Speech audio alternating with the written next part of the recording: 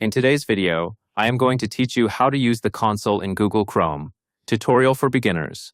To begin, open Google Chrome on your computer. The console is part of Chrome Developer Tools.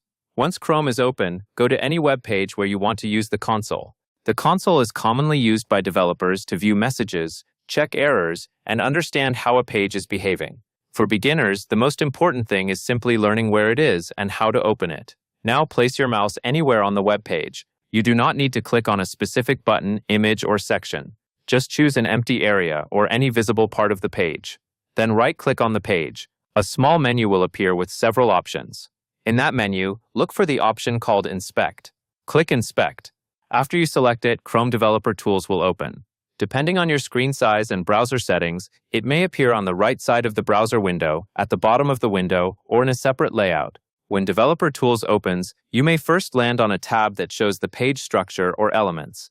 That is useful for inspecting the HTML and layout of a website. But for this tutorial, the focus is the console. Look near the top of the Developer Tools panel for a tab labeled Console.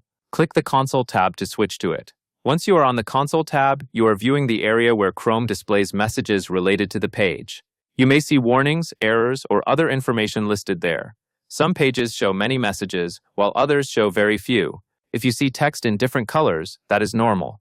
Chrome uses these colors to help separate different types of messages, such as errors, warnings, and informational logs. At this point, you have successfully opened the console in Google Chrome. For beginners, the main goal is to become comfortable finding this area without feeling overwhelmed by everything inside Developer Tools.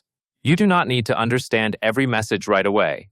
The console is simply one tab inside a larger toolset, and it becomes more useful as you learn what the messages mean. That covers everything you need to know.